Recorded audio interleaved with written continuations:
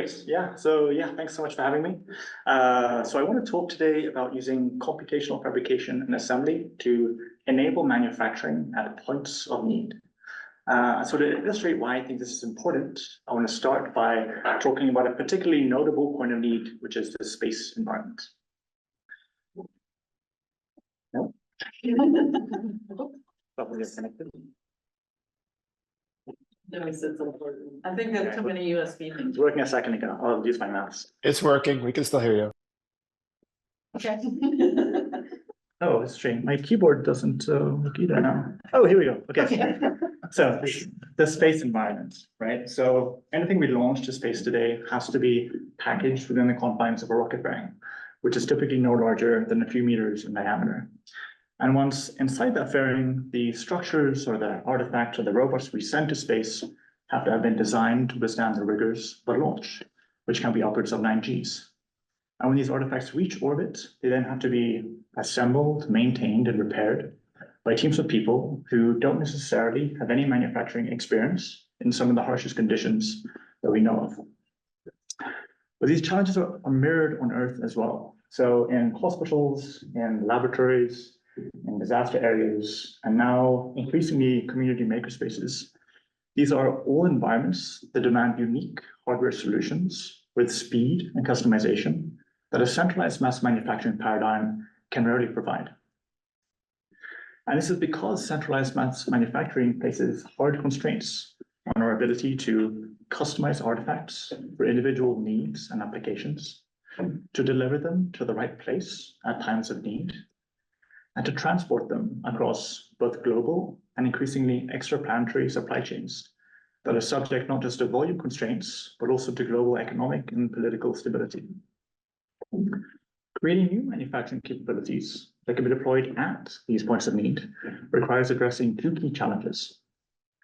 First, we need portable hardware systems that can operate outside of traditional manufacturing ecosystems. And second, we need software tools to allow customization of the artifacts that these hardware systems can actually produce. So in my research, I co-developed software and hardware platforms to automate fabrication at points of need. And a key to my research has been to build fabrication platforms for the constrained space environment and incubate these technologies for new applications in assembly here on Earth. So to motivate the problems I co-developed hardware and software to address, I want to start with a toy problem. So maybe like some of you, the first things I used to build with was with Legos. So Legos can be transported compactly, they can be used to create incredibly complex geometries, but maybe most importantly, they allow this to be done easily. So I want to highlight 3 attributes that make Lego such a rich platform for manual assembly, and talk about how we can use these lessons to think about how to automate assembly. So first, these can be assembled by a single person, right, or a single robot arm. Second is that they're modular. Their base unit is a rectangular prism, which means that they can be assembled in tessellating arrays to make different permutations and novel shapes. And third is they're attachable. So they're patterned with these selectively paired studs whose geometric and material properties allow them to snap to each other in aligned configurations. So to introduce my research vision, I want to talk about 3 research themes that show how we can exploit each of these 3 attributes to automate assembly at points of need. And to automate assembly at 3 different levels: at the machine level, at the part level, and at the material level. So the first is hybrid manufacturing machines, where the vision is by replacing a person with a single integrated fabrication platform, can we package the capabilities of today's factories into the size of tomorrow's 3D printers and allow end users, whether they're in space or homes or hospitals, to fabricate artifacts that are customized to their individual needs and applications. The second is modular assembly platforms. By augmenting static parts with embedded actuation, can we produce modular parts that can be transported compactly and that can rapidly reconfigure into target structures for environments like space? This would allow us to reuse and recycle our existing infrastructure instead of fabricating them from the ground up. And the third is programmable materials. By replacing these geometric studs with selectively programmed materials, can we make tractable the challenge of fabrication, whether we use ground-up modular assembly or top-down machines, by exploiting materials themselves to help align and assemble our parts. So in this talk, I want to highlight one example of each of these themes. I will start by showing how we can start to build mesoscale artifacts like robots in a single platform. I'll then talk about how we can use modular platforms to self-assemble space structures that are larger than what any single fabrication platform could produce on its own. And lastly, I'll talk about how we can program materials to create selective, self-aligning features that can accelerate assembly without the overhead of electronics and actuators. So let's start with hybrid machines. In collaboration with Microsoft Research, I worked on a project to create electromechanical artifacts like robots in a single system. So the goal here was to create one standalone machine that could do three things: to create the geometry of an artifact, to print its circuit traces, and to assemble its components. So the way we make our functional devices is by using a hardware add-on that clips onto a laser cutter that prints circuit traces using an onboard silver paste extruder, and assemble components using a pick-and-place mechanism. We use the laser itself to cut out the material for our object, and we use the laser again in a defocus setting to actually center or cure our circuit traces. So I want to show you one quick video of the full fabrication process end to end. So we start with using the laser to cut out the perimeter of our object, which in this case is a quad rotor. We then use the onboard silver paste dispenser to deposit these silver circuit traces.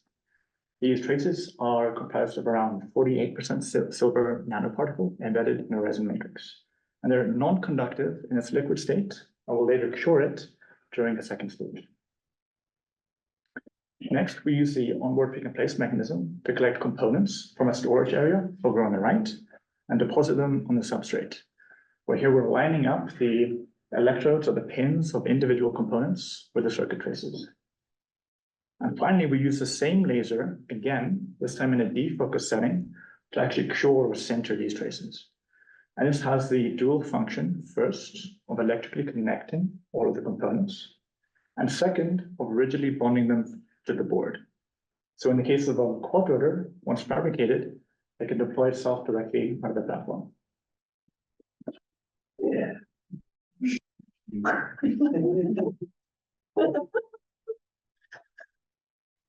So the hardware add-on itself is mounted directly onto the head of the laser. And it consists of a 3D printed housing that clips onto the laser using 3 clips. It houses 2 serially connected batteries that power a microcontroller mounted to a custom PCB. And this controls a pump that acts through a series of solenoid valves to actuate our silver extruder. Separately, we have our pick-and-place mechanism, which consists of a stepper motor, which acts through 2 serially connected linear potentiometers, which actuates our pick-and-place syringe. And this gives us a compliant transmission, which we can use to pick up objects at all heights. So I just introduced the fabrication pipeline and briefly covered the hardware add-on we use to physically fabricate our artifacts. Now I want to switch gears and talk a little bit about the software we use to actually design these artifacts and how we transmit these designs to the add-on for fabrication. So we built a custom interface as a plugin to Adobe, where users can take parts from a part library and drag and drop them onto a canvas. We can then use circuit writing tools to connect these components selectively, shown in green, and then use geometry tools to place cut lines. So these red lines are being placed to define the perimeter of our quad rotor. And once the user has finished the design, we can run an animation that animates the full sequence of fabrication events, which users can use to check for errors. And this recreates the sequential fabrication steps, starting with cutting, to silver deposition, to part placement, and finally ending with the sintering or curing process. So once the design is done, we then run a post-processing script which translates this user-defined file into a manufacturable file that can be deployed directly onto our hardware. So this slide shows a simplified version of what that file looks like. So beginning with the user-defined circuit trace, we generate two separate paths. One shown in yellow is for the silver deposition, and the second one shown in magenta is for the sintering or soldering task. These are physically offset from each other in the file to reflect the physical distance between the laser and the silver extruder on the hardware. Shown in blue, we also automatically generate the pick and place trajectories to collect components from that storage area and deposit them on the substrate. And we generate these in a way that guarantees collision-free placement of the parts. And finally, we sort all of these paths to ensure that no matter what order the user defined them in, they're executed in a correct sequential order on the actual hardware. So I haven't talked about how the add-on actually communicates with the laser, and that's because it doesn't need to. We automatically append extra lines at the start and at the end of every circuit trace that act as signals. And these incur rapid accelerations that an onboard accelerometer can detect to either start or stop silver extrusion. So this video shows an example of what this looks like. To actually, in this case, to start silver extrusion. And it does this when the accelerometer detects this rapid oscillation. So because there's no direct communication with the actual laser cutter firmware, our hardware can effectively be deployed on any manufacturing system. So to build a signal classifier, we start by sampling accelerations incurred for signals to build a data set of true positives, shown in orange, and then sample other accelerations to build a data set of true negatives, shown in blue. Modeling these as normal distributions, we can place a threshold at the intersection of these two curves to differentiate between signal and noise. So this figure shows the filtered accelerometer data during execution of a signal. And the key observation I just want to highlight is that when the error signal, shown in orange, drops below this green line, which is a threshold, the onboard controller flips the control signal, shown in red, to either start or stop silver extrusion. So on board, we sample real-time accelerations at 300 Hertz and low-pass filter these using a 24-point averaging filter. We then evaluate the true positive signal in real time against filtered data collected to a circular buffer using a matched filter. For fabrication is pretty straightforward. All we need to do is mount the add-on onto the laser head without establishing any communication with the laser cutter firmware, and then run a job. But put together, the system affords a range of other functionalities as well. So we can create more complex integrated circuits or PCBs using just a standard library of parts. So here we make an H-bridge using a set of transistors and resistors. We can also quickly cut and stack material to rapidly create 3D geometries without the support needed for overhangs, which you might typically find on an analogous FDM 3D printer. We can also create 2.5D electronic devices in another way. So here's a simple lamp that's fabricated in one go, and it clips onto the top of your laptop to provide lighting while writing. So the way we do this is by using the laser again in a defocus setting to heat up the material until it becomes compliant and folds under its own gravity. And we can write our circuit traces in a way that straddles these hinges. So we can make these 2.5D electronic devices that are pulled directly out of the laser cutting machine. So I just introduced an example of how of a hybrid machine, showing how by consolidating different manufacturing processes to one platform, we can build mesoscale artifacts like simple robots in one machine. And that's useful for a variety of applications. But there are many instances where we need to be able to reconfigure or recycle our existing infrastructure for new needs instead of fabricating them from the ground up. One such application is space structures like optical telescopes. So we want to leverage the most advanced of our manufacturing processes to make these on Earth. But the size of all current spaceborne telescopes are limited as a result. So one way to overcome this is to still manufacture them on Earth, but to do so in modular parts and enable them to self-assemble in orbit. So working at the European Space Agency and continuing at MIT, I worked on a framework to allow structures to be partitioned into these modules, transported compactly before self-assembling in orbit using embedded electromagnets. We designed cubic modules of 50mm side length and embedded electromagnets into their edges to allow individual modules to pivot with respect to each other. So to show how we use electromagnets to pivot, this slide shows two modules in their starting position. We can color individual electromagnets in a way that indicates which direction they're polarized in.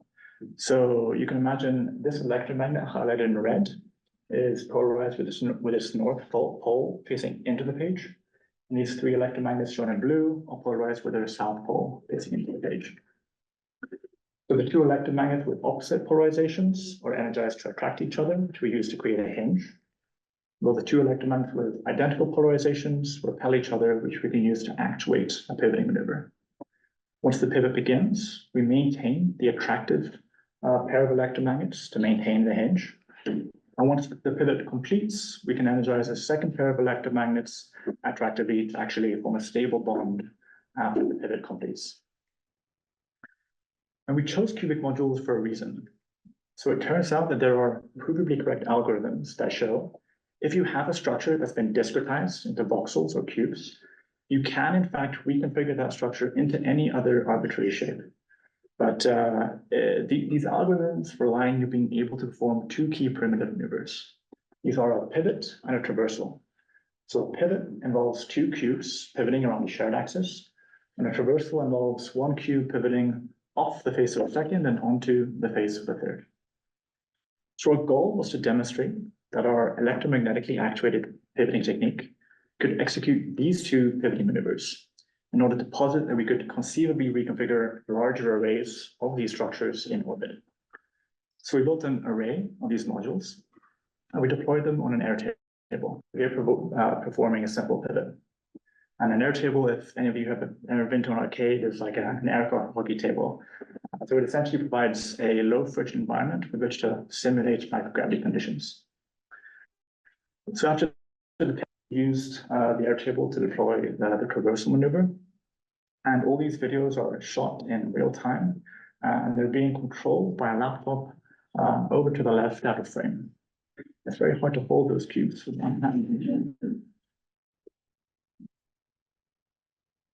So once we've demonstrated these two maneuvers on an airtable, we have a system on a parabolic flight to show that we could use this pivoting technique in microgravity without the kinematic constraints of a ground plane. So in this video sequence, will show us as we enter the parabola.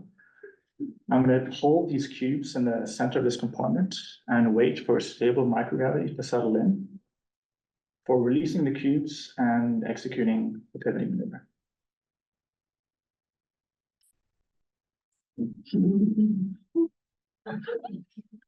So this next sequence will show the same video again, just from a different angle. And you might notice that after the pivot completes, there's a slight oscillation, which causes the hinge to disconnect.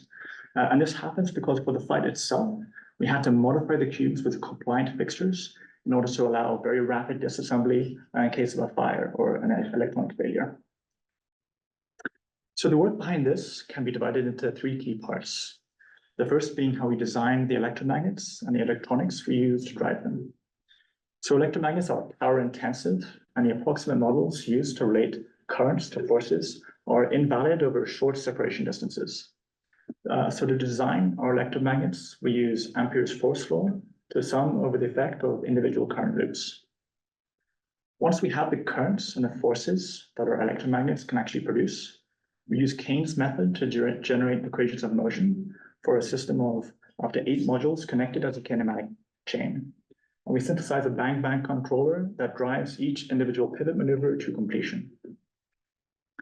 And lastly, as reconfiguration via pivoting requires all the constituent modules to actually be connected, we also simulate how collectives of up to 8 modules can be released individually in low Earth orbit and can aggregate together into an initial lattice configuration using a distributed path planning technique. Where in this technique, we use the Clohessy-Wiltshire equations to express each module's velocity field as a weighted sum of gather, avoid, and docking behaviors.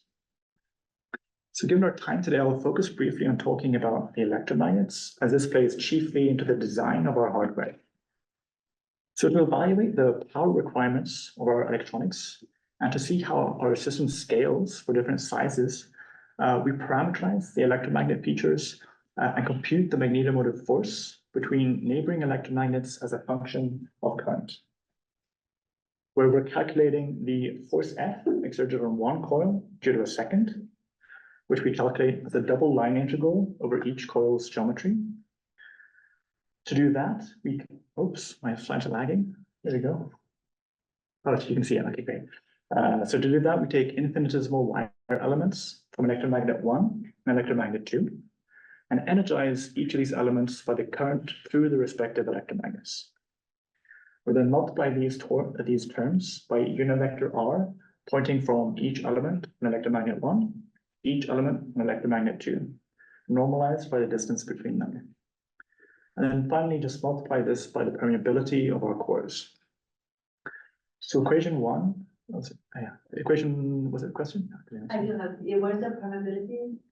Permeability is, The bit was about medium and transmission. Oh, yeah. The medium, yeah. In transmission in the medium, because you look only on the gravity as a force there, but what about the composition of the medium? Like air composition, because it travels to pressure. Oh yeah, so this is not a dynamical model. This relates the currents to our forces. Yeah. So in the slide I showed previously, I have these 3 sections. I can go back.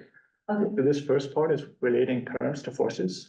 And this second stage that I showed in the middle relates those forces to accelerations. That's by generating the equations of motion based. Okay, I can go back as well. Okay. So equation 1, okay, great. So equation 1 has no analytical solution. So we can discretize this to give equation 2.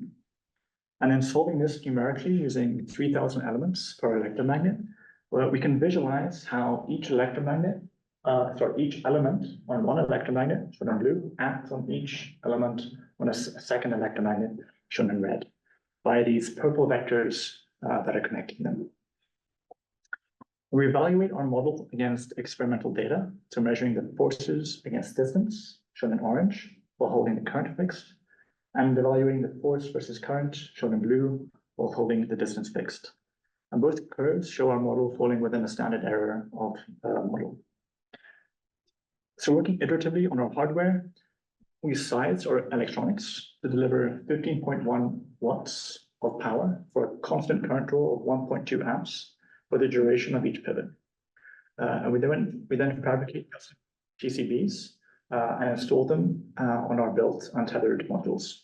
So the PCBs themselves house a microcontroller, an NRF wireless module, 2 16-channel GPIO expanders, and 6 dual H bridges.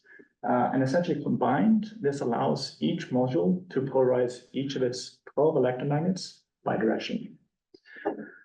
These 2 PCBs are housed in a 3D printed scaffold, and the batteries over here, which form the heaviest part of our structure, are sandwiched in between these PCBs in order to minimize the rotational inertia during a pivot. So the electromagnets themselves consists of a 3.25 millimeter diameter ferrite core, and these are wrapped with 800 turns of 34 gauge wire. And finally, I wanted to show a brief video that shows how we actually plan these reconfiguration maneuvers. It's very difficult to intuit how to address a particular electromagnet in order to achieve a particular reconfiguration sequence. So our software tool accepts a reconfiguration sequence, and then will automatically generate the underlying electromagnet assignments required to perform that pivot. So our UI allows it for a few different things. We can display our cube IDs, our electromagnet IDs. We can directly manipulate individual voxels. We can also visualize individual polarizations of electromagnets. So here shown in blue and red. And we can also visualize occupancy requirements. So here the blue voxels indicate which voxels have to be unoccupied in order to perform a collision-free reconfiguration maneuver. And we can also script longer reconfiguration sequences. So here we're configuring a chair into a table into a couch. So I showed here how space structures can be partitioned into modules transported compactly, and before self-assembling in microgravity using embedded electromagnets. But assembly using both machines and modular platforms like this one require positioning parts with fairly high resolution and also requires constant current expenditure.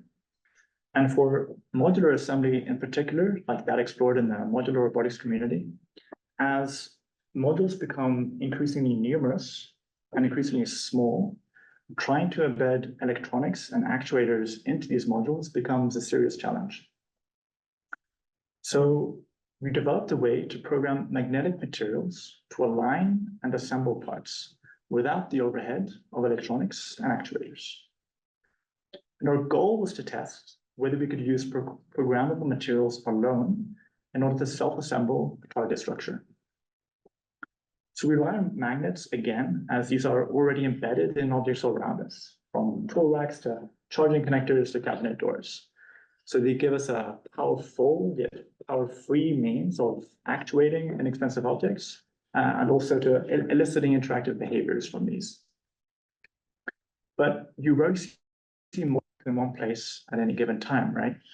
And if any of you have played around with them, you will know why. So they bond to each other unpredictably and unselectively, and any North Pole will bond to any South Pole, and they'll show you very little mercy when you have to pry them apart. So key to this work is how we program magnetic codes to assemble a system selectively. So to demonstrate that we can use our program materials to assemble using to self-assemble materials using materials alone, we show how 8 cubes programmed with our codes can self-assemble in tap water under stochastic agitation from this pump over on the right. So we coat 3D printed cubes with a soft magnetic material and program their faces with special magnetic signatures. And key to these signatures is that they're based on orthonormal codes. The result being 2 cubes programmed to mate with each other will bond, with 2 cubes that are programmed not to mate with each other, just bounce off each other. I'll talk through a little bit about how that works. So we 3D print these neutrally buoyant 1-inch side length cubes and bond them with this soft magnetic material onto their faces. And we built a custom-built magnetic plotter where we use to program our magnetic signatures onto their faces. We can use simply a north-aligned magnet and a south-aligned magnet to just stamp and polarize the faces of these cubes in a pixel-wise manner. So each face is programmed with a binary value bitmap, right? Very similar to a QR code, where here blue pixels correspond to a north magnetic pole and yellow pixels correspond to a south magnetic pole. We can cast this as a binary valued matrix populated with 1s and -1s.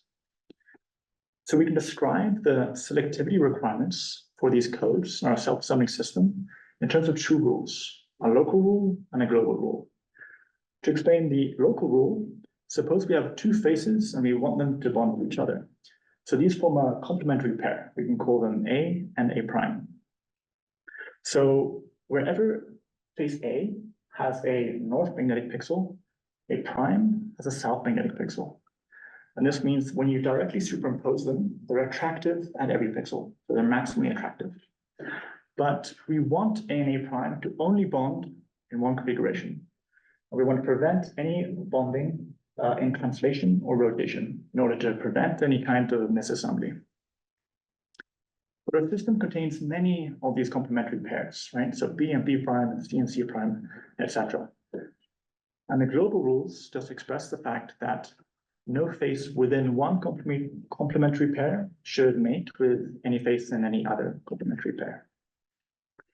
So to actually construct our matrices, we start by generating normalized Hadamard matrices using a recursive procedure of the order 8. And Hadamard matrices are these special matrices that are row orthogonal and they're square. We then generate all 8 factorial matrices that are permutations of its rows. And we cross-correlate every matrix A with its complement A prime and evaluate its selectivity. We then rank every matrix by a criterion that's related to its selectivity in translation and rotation, and we iteratively search for maximal cliques. And finally, we choose the highest ranked matrices to actually program our magnetic material with, a sample of which are shown here on the right. Without spending too much time on the algorithm, I want to instead highlight the result, which is the orthogonality in the generated matrices. And this is what gives the faces their selectivity. So this slide shows the cross correlation between two faces as we slide them over each other. So on the z-axis here, we have the net normalized force between them, whether they're attractive or repulsive. And on the x and y axes, we just have the translation in x and y.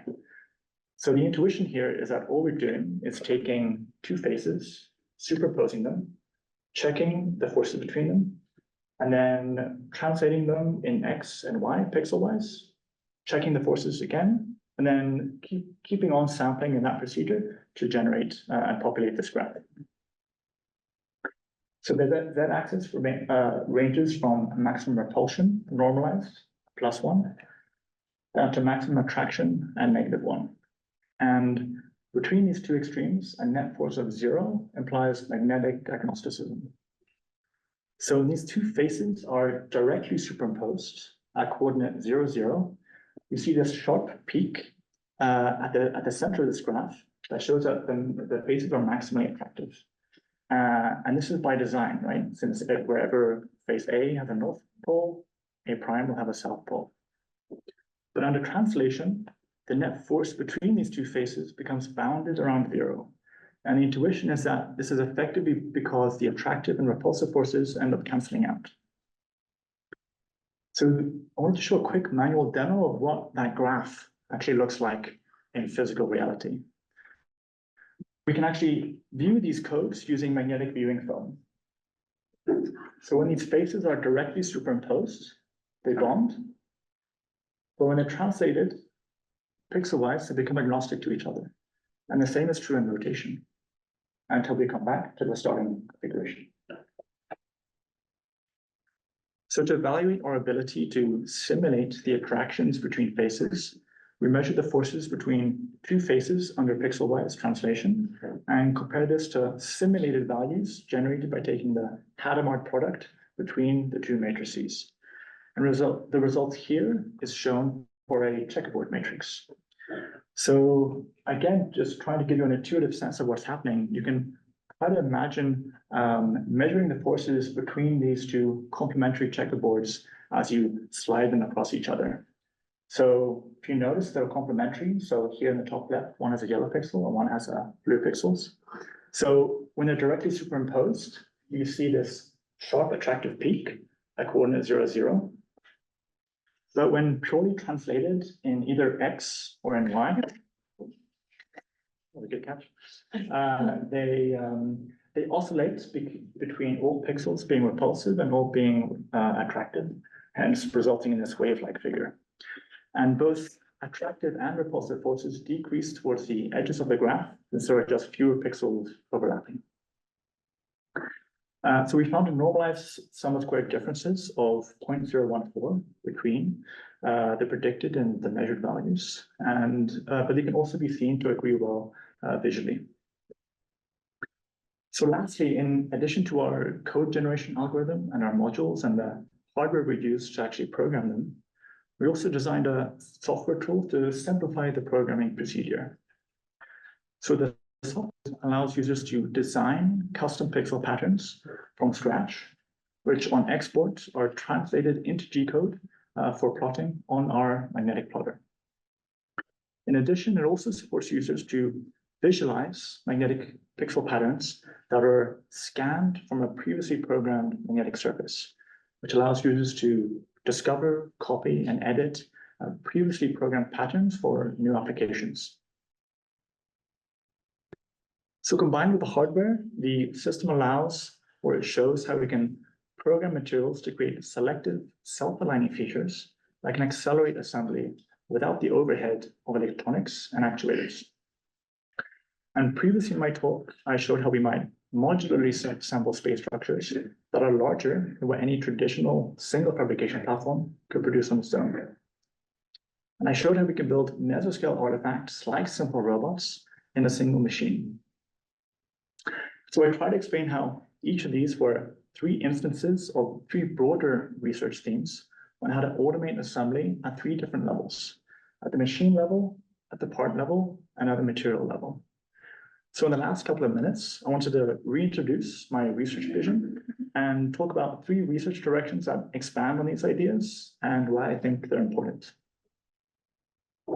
So the first research direction is hybrid manufacturing machines, where the idea again is, can we package the capabilities of today's factories into the size of tomorrow's 3D printers and allow end users, whether in space or homes or hospitals, to fabricate artifacts that are customized to their needs and applications. So the image here is of a blueprint for a quadrotor, and it's generated by Midjourney. And it's generated by simply feeding a textual prompt to Midjourney of a blueprint for a quadrotor. But ChatGPT can already write basic G code today, right, which is a programming language underlying most of our, or many of our printers and CNC machines. And as generative tools progress from taking textual input to generating aesthetic 2D images like this one, to taking textual input and generating manufacturable files, I think that multi-process manufacturing machines will be key to translating user-defined files into manufacturable products. I think developing these kinds of multi-process manufacturing machines will also have key implications for sustainability. If we're able to parameterize and automate the full sequence of fabrication events, this means we have a blueprint not just of how to assemble parts, but also how to disassemble them.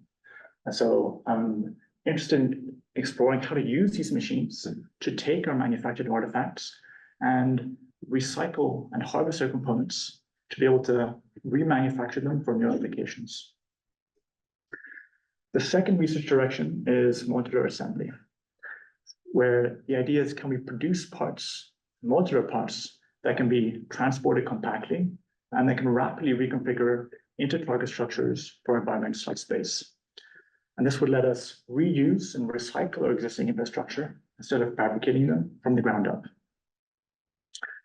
So the James Webb Space Telescope is just one example of how reconfiguration is key to enabling our sustained presence in space by addressing key constraints on launch volume. But current techniques typically only support deploying a few degrees of freedom. But by drawing on things like modular robotics and computational origami, we can exploit techniques to efficiently fold and reconfigure complex structures, not just in space, but for Earth as well. And I want to briefly highlight one piece of current research to try to illustrate this point. So origami-inspired folding has seen applications spanning in-space assembly to self-folding robots. But these typically require embedding actuators into every degree of freedom or every fold. But by embedding folding instructions into the parts themselves, we can reduce the many folding steps into a single deployable degree of freedom. So in this work, what we do is take a 3D model, like the Stanford bunny, and upload it into a software tool. Our software then unfolds or unpacks that 3D mesh into a 2D sheet. And then moving on to a laser cutter, we again use our software tool to cut out the hinges between the planar faces, and also automatically populate selected planar faces with through holes. So once we've fabricated this, a user can take a single string, route that string through those through holes, and pull up that structure using a single degree of freedom. And this allows us to cut and fold objects within a matter of minutes with just a single actuator. And I think rapid assembly, by exploiting reconfiguration, will pave the way to a host of new applications beyond in-space assembly to generating on-demand physical proxies, for example, for use in virtual reality, as well as to be able to make load-bearing structures and for use in rapid prototyping more generally. So the third research direction is programmable materials, where through programming, can we exploit materials themselves to help align and assemble parts. This can make tractable the challenge of fabrication, whether we use top-down machines or bottom-up modular assembly, but also to enable assembly at the micro and nanoscales where top-down manipulation is most challenging. And I want to again highlight one piece of ongoing research to try to illustrate this. So biologists at MIT have been working on programming DNA to create biological storage devices and molecular machines like vaccines.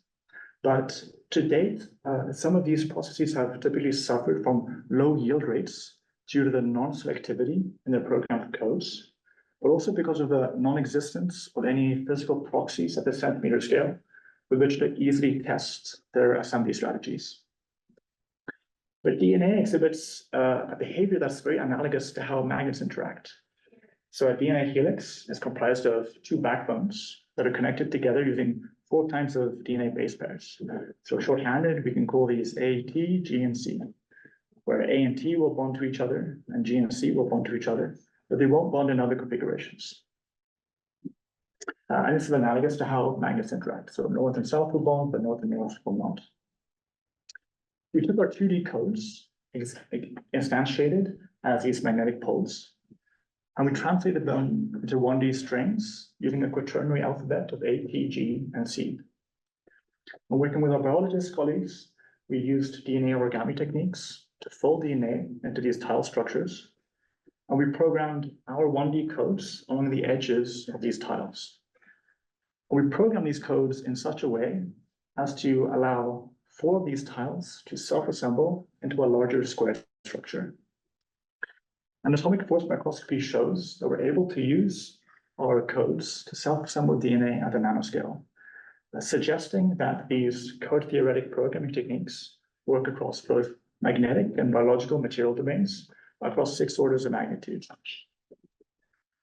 But there exist many materials that exhibit the kinds of philic and phobic properties that can be exploited for self-assembly, beyond magnetic materials to hydrophilic materials and electrostatics, for example.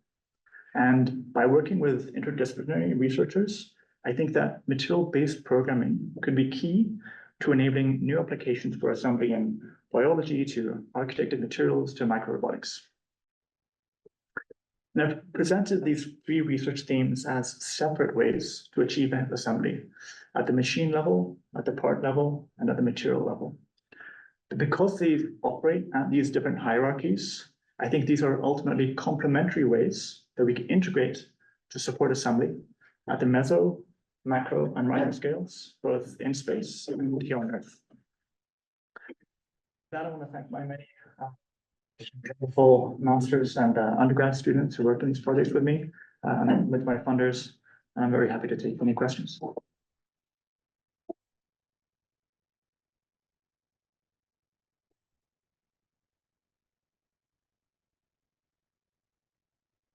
Sure. How did you wind coils? Extraordinary amount of time studying how to perfectly wind an electromagnetic coil. And I'm wondering how much care was actually required in that process and what ad hoc solution did you come up with for that? The quick answer is brute force. Yeah. Yeah, it was also unclear how many magnets we would need, because ultimately it was very hard. Our ultimate goal was a parabolic flight, and it was going to be very difficult to try to reconfigure any more than 2 or 3 of these cubes in one go, just because each parabola lasts for 15 seconds. So we considered building a winding mechanism, but it was sufficient for us to just wind the coils ourselves. I have a full winding mechanism. Okay. Yes. In water. Yes. How long did that take? Yeah, that video is a sped up version. It took 32 hours. 32 hours? 32 hours, yeah. So there's a lot of really interesting work showing how you can speed up these processes by, for example, tailoring, the pumps and actively controlling the pumps to actually force modules to bond together. But for our purposes, we wanted to show the kind of lower bound of what is possible. So we actually don't characterize our pump at all. We just throw cubes in tap water and just stochastically agitate. So the pump injects just random energy into the system. Yeah, it's a great point. What are you going to build out of the DNA? That's a great question. Yeah, so yeah, our colleagues in the biology departments, they're trying to I think they're interested in using them to build molecular machines and storage devices. The particular researcher, the postdoc and the postdoc and PhD student we're working with, they're looking at how to use DNA to do computation. And so the the exact mechanism behind that is I've been sheltered from. And so our work is on the code generation part. But yeah, I think it's super exciting the kinds of application spaces they're looking at.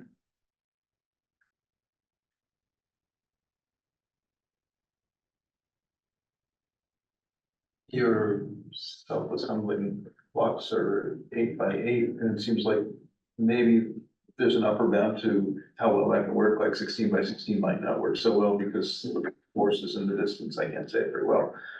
So out of that 8 factorial, how many are actually good lock and key pairs? Yeah, it's a good question. So it's a longer answer, but so one thing that matters is that the more pairs you generate, the less selective they become. And the reason for that is, of course, yeah.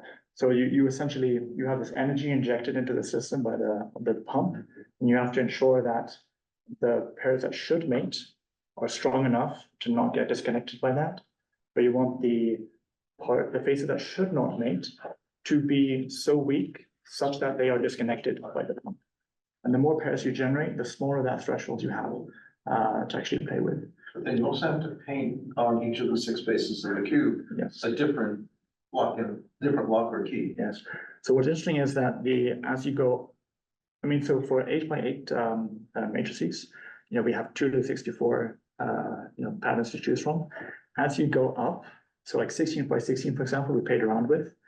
What's interesting is that at that point, you actually don't need any codes. You can just essentially generate random codes. And there's so much flexibility that you can essentially generate random codes and they'll have such low cross correlation that you don't have to program them. So I think there's some interesting, the techniques will become important when you don't want to go through the trouble of programming these huge interfaces. I think this becomes interesting as well when you want to start not programming materials, but replacing individual pixels with electromagnets. So you can imagine, for example, using electromagnet arrays to turn these things on and off.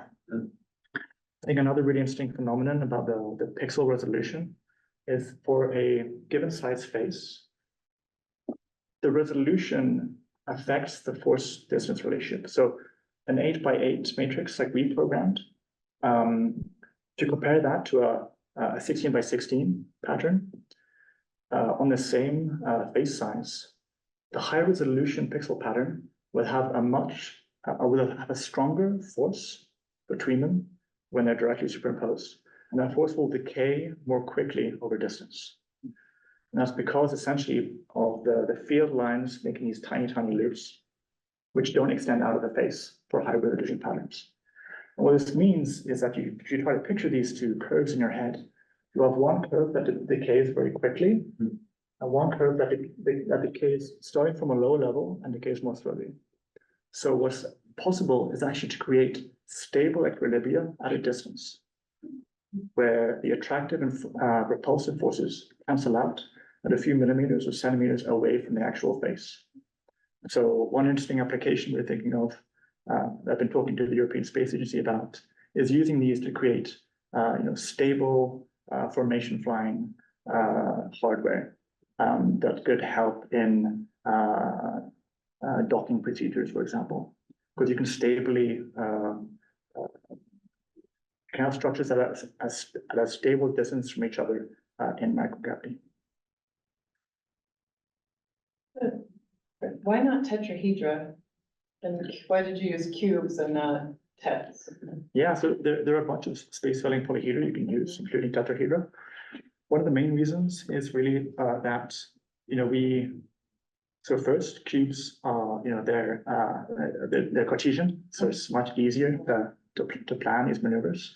But also simply because of the fact that before we do the parabolic flight, we need to test all these mechanisms, here on Earth, and having the cubes provide a planar face with which to test these reconfiguration maneuvers. It was actually interesting for the, in microgravity, if you wanted to reconfigure a large structure, because there are no opposing gravity moments and no viscous or opposing moments, you could use very small currents to simply start pushing things away, and they will eventually reconfigure. So a real system would potentially require quite small currents, but for our system, we had to make sure our cubes pivoted in the parabolic flights. We had to ensure these could complete pivoting maneuvers in less than 4 seconds. And so that's why we had to ramp up the currents to such high values. So we had 1.2 amps for to reach coil at any given time. Oh, that's a lot of amps. 1.2, yeah, that's a lot. Yeah. Peter, hi, first. You can answer the question you had already before. So you began and you mentioned the idea of different points of need at which something like this would be useful. Mm. And I can clearly see how this would fit into space, obviously, and so disaster response. But looking at the other 2 examples that you gave, which were maker spaces and hospitals and then medical use, I think there's in both of those environments, as painful as the assembly and manufacture process might be for an individual to do, it makes it possible for them to, like, I guess, gain the knowledge to either repair things when they go wrong or tinker with things that have been made. And that knowledge comes through the process of assembly. Mhm. And I was wondering if you have any thoughts on how to incorporate those aspects of things into the pipeline that you're thinking about over here, or whether it is automation that the ultimate goal is. Yeah, it's a great question. I think it's really context dependent. Mhm. So for example, I think in general, like automated fabrication and customization is hugely important for a number of applications. But I don't think this will replace mass manufacturing for all things. There are a lot of products that make sense to mass manufacture. We don't need everything to be customized. For the examples you talked about, I think like a hospital, for example, I think the key thing I think about is I think the ultimate goal is to automate the fabrication, because there are certain situations where we need things very quickly at high specification. And the ultimate goal in my mind would be to allow the end users who are not manufacturing experts, let's say a doctor, to be able to specify what the design should be, but not require them to have the domain knowledge to actually manufacture it. So I think there's a lot to be said about how to repair and repair or disassemble these systems. I think there's a lot of spaces where it would be really good for end users to be able to do that themselves. And ultimately, on a decades or long horizon, I think a really interesting idea would be for these manufacturing systems to be demanufacturing systems as well. Like one question is about kind of the time horizon, and one is about the application space, I think. Thank you.